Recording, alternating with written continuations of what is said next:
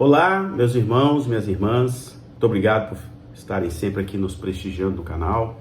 Muito obrigado aos membros da comunidade Shekinah, que também acompanham esses vídeos. Sei que é um vídeo de ensino. Eu quero começar esse vídeo de ensino com uma palavra que está em João 17 a 20, que vai dizer assim: santifica-os na verdade. A tua palavra é a verdade. E rogo não somente por estes, mas também por aqueles que pela sua palavra hão de crer em mim. Esse é um trecho de uma parte linda da Bíblia, que é Jesus fazendo o que nós chamamos de oração sacerdotal. Jesus assumindo o papel de sacerdote real. E aí ele faz uma oração linda, vale a pena ver lá em João 17. Eu peguei só um trecho para dizer de que santifica-os na verdade, porque a palavra é a verdade. Então a Bíblia é a verdade. Tanto isso é verdade que Jesus, quando Satanás, eu preguei sobre isso domingo, ele foi a ter com ele, ele usou a palavra, está escrito. Então está escrito na palavra, que só ao Senhor adorarás. Então, a palavra é a verdade. É por isso que muita gente pode ter assustado quando eu joguei a Bíblia, que aquilo foi um ato profético, dizendo assim: a Bíblia tem que ser jogada na cara de Satanás, na cara do diabo. Pode ser que você tenha assustado um pouquinho, mas é porque eu sou muito autêntico. Eu não sou pastor de meia-verdade, nem de ficar fazendo coisa mirabolante. Eu sou um pastor da Bíblia. E por causa disso, eu quero dizer para vocês, e dar um ensino hoje para vocês sobre livros apócrifos e não canônicos, né? Primeira coisa que eu tenho que explicar, que a Bíblia é um cânon, né? A palavra cânon vem de cana, é uma palavra antiga, quer dizer que é aquilo que está exatamente oficializado, né? Aquilo que está registrado, aquilo que o Espírito Santo orientou e aprovou, né? Então, esse é o sentido do cânon, por isso que a palavra é cânon, por isso que fala livro canônico e livro não canônico. Então, é tudo aquilo que diz respeito à fé, à disciplina, é um conjunto de livros que se considera como inspiração de Deus, ou seja, livros inspirados por Deus.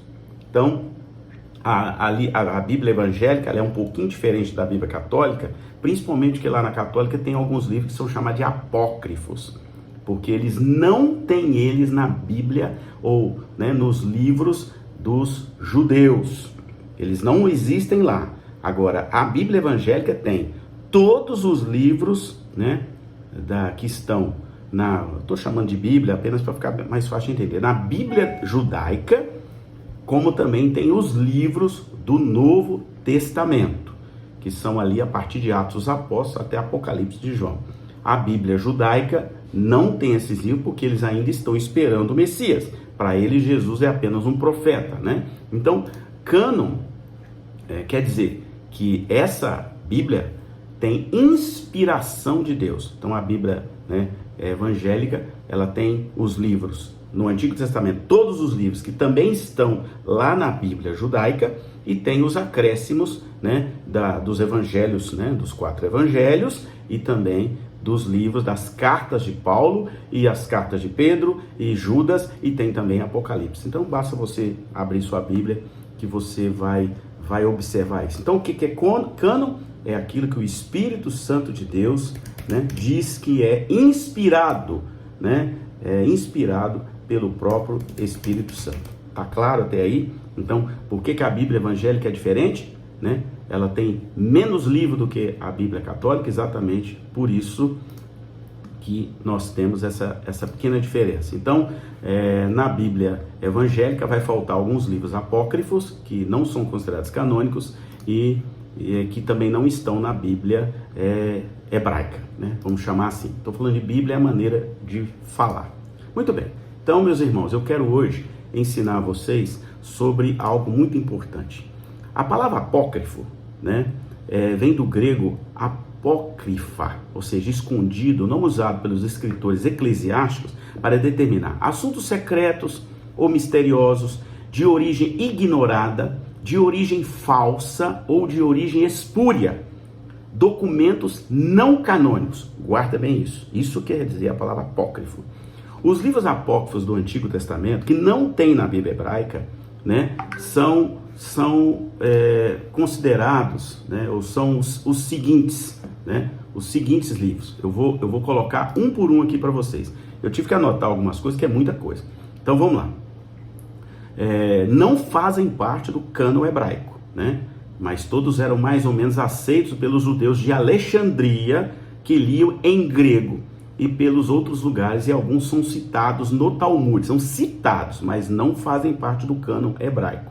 Esses livros, à exceção de 2 Esdras, Eclesiástico, Judite, Tobias e primeiro dos Macabeus, foram primeiramente escritos em grego, mas o seu conteúdo varia de acordo com cada coleção que se estuda. Eis os livros apócrifos pela sua ordem usual. Primeiro ou terceiro de Esdras, né? É simplesmente a forma grega de Esdra. E o livro narra o declínio e a queda do reino de Judá, desde o reinado do rei Josias até a destruição de Jerusalém, o cativeiro da Babilônia, a volta dos exilados e a parte que Esdras tomou na reorganização da política judaica. Em certas situações, amplia um pouco mais a narração bíblica de Esdras, porém essas adições são de autoridade duvidosa.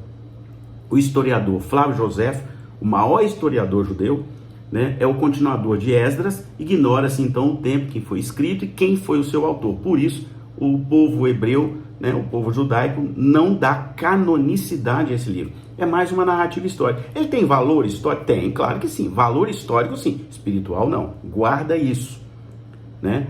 Não tem problema existir outros livros. Eles têm valor, eu já li vários, tem valor histórico, mas não tem valor espiritual. Segundo Esdras, ou quarto de Esdras, né, é um livro que tem um estilo diferente de primeiro Esdras. Não é propriamente uma história, mas sim um tratado religioso, muito no estilo dos profetas hebreus. O assunto central desse livro tem como objetivo registrar as 7 revelações de Esdras em Babilônia, algumas das quais tomaram a forma de visão: uma mulher que chorava, a águia e o leão, o homem que se ergueu do mar. O autor desse capítulo é desconhecido, mas evidentemente era judeu pelo afeto que mostra ao seu próprio povo. A palavra Jesus, que se encontra no capítulo 7, não está nas versões orientais, né? A visão da águia, que é expressamente baseada na profecia de Daniel, né, parece referir ao Império Romano, né? Então, tem valor histórico? Tem, mas valor espiritual não, porque não tem canonicidade. Então, vamos lá. Tobias. O livro é a narração da vida de um homem chamado Tobias de Neftali, um homem piedoso que tinha um filho também com igual nome. O pai havia perdido esse filho, o filho, tendo de ir a Rajas na Média para cobrar uma dívida, foi levado por um anjo a Ecbatana, onde fez um casamento romântico com uma viúva, tendo se casado 7 vezes e ainda se conservava virgem. Aí os 7 maridos haviam sido mortos por Asmodeu, o mau espírito do dia do seu casamento. Então você já vê que a coisa não tem valor para o Espírito Santo, né? Então, esse livro existe? Existe, mas ele é canônico? Não é canônico. Judite, a narrativa também com um cunho histórico, que uma viúva judia de temperamento masculino, olha o detalhe, de temperamento masculino, presta atenção, você tem que prestar atenção nos detalhes, se recomendou as boas graças de Holofernes, comandante-chefe do exército assírio, que sitiava Betúlia, e aproveitando a sua intimidade na tenda de Holofernes, tomou a espada, cortou a cabeça enquanto ele dormia, né? Então, é uma narrativa que, segundo os estudiosos bíblicos, principalmente os judeus, está cheia de incorreções, de anacronismo e de absurdos geográficos. E é mesmo para se duvidar que exista alguma coisa de verdade nesse livro. Talvez o autor tenha se inspirado em alguma história, né, e feito esse livro. Aí, criaram um novo livro de Judite, mais ou menos 400 e 600 anos depois de todos os fatos, né, narrando aí algumas coisas do reinado de Nabucodonosor em Nínive, e também os estudiosos consideram cheio de erros. Esther, acréscimo de capítulos que não se acham nem no livro hebreu, nem no livro caldaico dos caldeus.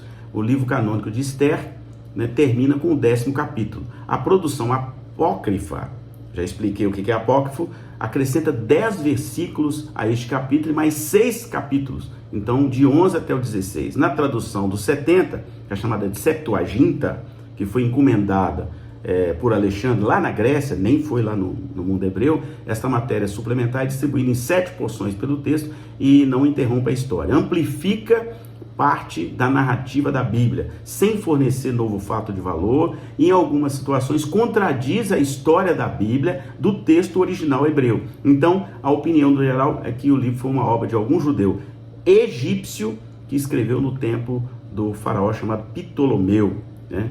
Então, não tem valor histórico, canônico, só histórico. Sabedoria de Salomão.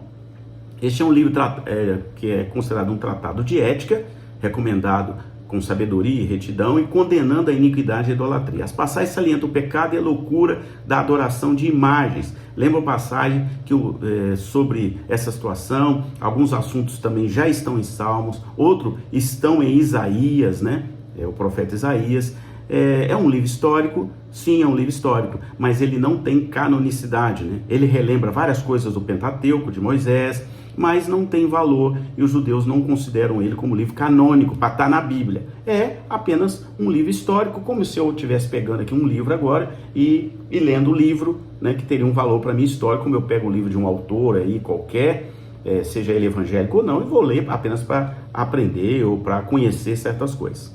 Eclesiástico, também denominado Sabedoria de Jesus, filho de Siraque, é obra comparativamente grande, contendo 51 capítulos. No capítulo 1, do 1 ao 21, louva grandemente o sumo sacerdote Simão, filho de Onias, provavelmente o mesmo Simão que viveu entre 370 e 300 a.C., né? O livro deve ter sido escrito entre 290 e 280 a.C., na língua hebraica. O seu autor, Jesus, filho de Siraque de Jerusalém, né? Então, não é o Jesus, o Filho de Deus, né? Então, o assunto da obra é sabedoria, é um valioso tratado de ética, sim, tem valor ético? Tem, né? E muita coisa é repetida em Provérbios, um livro que está no cânon hebraico, e ele tem pensamentos e coisas boas também, mas não tem canonicidade. Tá? Então, o Eclesiástico não faz parte da Bíblia hebraica nem da Bíblia evangélica. Baruque era amigo de Jeremias, o profeta mesmo, tá? E os primeiros 5 capítulos do seu livro pertencem à sua autoria, enquanto que o 6º é intitulado Epístola de Jeremias. Eles dizem que Jeremias ajudou ele a escrever, né? Então, é um livro histórico também, fala de confissão de pecados de Israel, o pedido de perdão a Deus de Israel, né? Esse livro foi escrito em hebraico, exorta a Israel para voltar à fonte da sabedoria, que era Deus, né? Fala do livramento de Deus, né? Enfim, condena a idolatria, né, dos judeus na Babilônia. Tudo certo, porém não foi considerado canônico. É um livro, conforme eu disse, tem valor histórico, mas não é considerado um livro inspirado pelo Espírito Santo. Também há algumas adições à história do profeta Daniel, né? O Cântico dos Três Mancebos, né? Que também não foi considerado canônico, né? Ninguém sabe quem é o autor, e tem um outro texto, uma outra parte que acrescenta a Daniel, chamada História de Susana, né? Que era uma mulher piedosa e casta, chamada Susana, e o profeta, esse livro fala que ela teve uma luta com o Bel e o dragão, e essa história foi introduzida, mas depois os judeus perceberam que não tinha base espiritual, então tinha muita coisa estranha no livro, então ele foi descartado do livro canônico dos hebreus. A oração de Manassés, que foi rei de Judá, já uma vez eu preguei sobre isso, esse rei foi terrivelmente, né? E também não foi considerado como canônico, porque ele foi escrito ali mais ou menos 100 anos antes de Cristo, e também perceberam que tinha muitos erros. O primeiro livro de Macabeus tem um valor histórico muito grande, vale a pena ler sob o ponto de vista histórico, quem quer conhecer a história dos judeus, né? É um tratado de história de grande valor, relata os acontecimentos políticos, os atos de heroísmo da família levítica de Macabeus durante a Guerra da Independência Judaica, né? 2 séculos antes de Cristo. O autor é desconhecido também, mas evidentemente é um judeu que vivia lá na região da Judéia, né? Há opiniões sobre quando foi escrito. Uns falam que é 120, outros falam que é 106 antes de Cristo, né? Foi traduzido do hebraico para o grego também. Tem valor histórico? Sim, muito valor histórico. Segundo o livro dos Macabeus, é inquestionavelmente uma grande obra de Jasão de Cirene, principalmente fala da história judaica desde o reinado de Seleuco IV até a morte de Nicanor, escrito ali entre 175 e 161 a.C. É a obra menos importante que o primeiro livro. É um assunto tratado com muita fantasia, em prejuízo ao seu crédito, né? Mas tem uma soma histórica, tem verdades históricas, né? O livro foi escrito ali por volta de 125 a.C., antes da tomada de Jerusalém, no ano 70, né? Depois de Cristo, né? Perdão, antes de Cristo. Terceiro livro dos Macabeus refere-se a acontecimentos anteriores à Guerra da Independência da Judéia. O ponto central do livro é a pretensão de Ptolomeu Filopater IV, que em 217 a.C.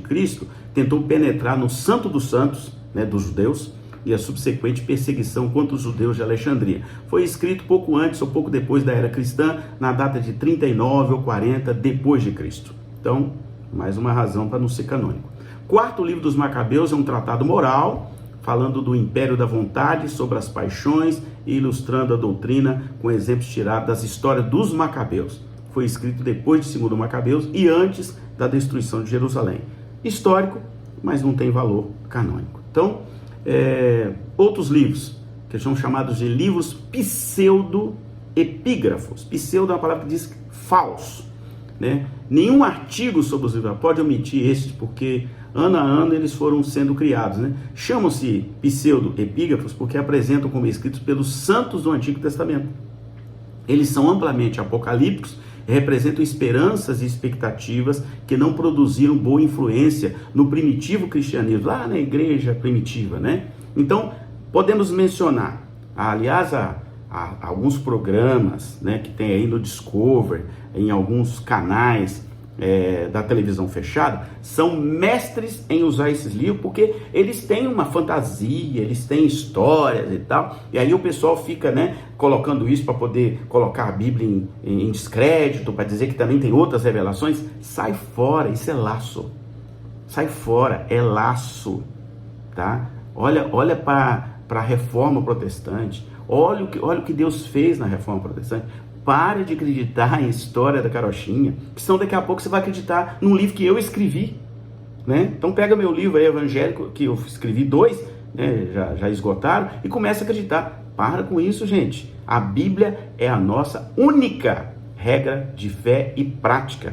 A Bíblia está escrito lá, se alguém acrescentar ou tirar alguma coisa, é muito claro, não terá parte comigo no meu reino. Cuidado. A gente tem que ser maduro. Eu escuto tudo, eu leio tudo, sabe? Tem coisas que eu já não consigo mais escutar, eu não consigo. Certas pregações de certos pastores, eu estudo. Essas coisas que passam na televisão, eu fico assistindo e fico achando graça, né? Porque o Espírito Santo vem cá e fala comigo assim, eu não estou ali.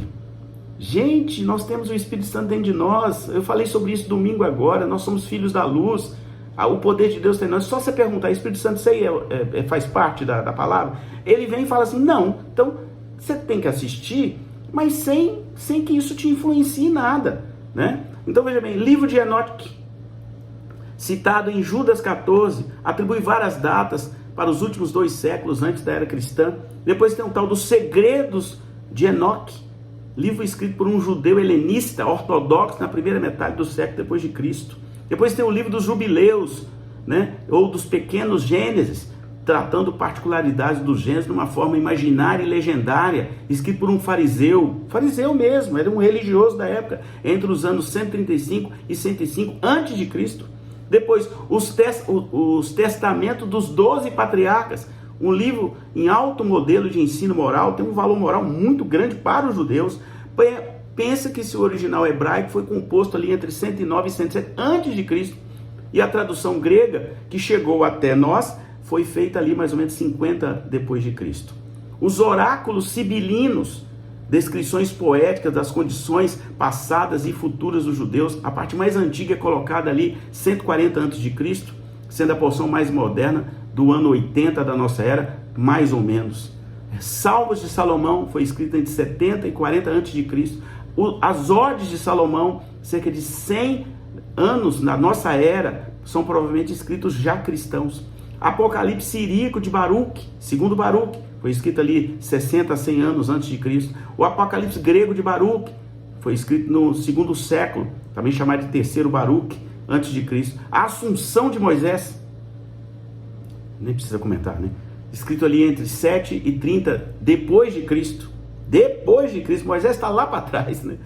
A Ascensão de Isaías, no primeiro ou do segundo século depois de Cristo, né? Os livros apócrifos do Novo Testamento, sob este nome, são algumas vezes reunidos vários escritos cristãos de primitiva data que pretendem dar novas informações acerca de Jesus e seus apóstolos, ou novas instruções sobre a natureza do cristianismo em nome dos próprios cristãos. Entre os evangelhos chamados apócrifos, vale a pena mencionar, anota aí: Evangelho segundo Hebreus, fragmentos que foram encontrados aí no segundo século.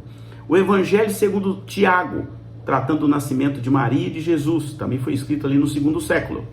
O Atos de Pilatos, pensa um negócio desse, Atos de Pilatos, foi escrito no segundo século. Os Atos de Paulo e Tecla, foi escrito no segundo século. Os Atos de Pedro, também escrito no terceiro século. A Epístola de Barnabé, no fim do primeiro século.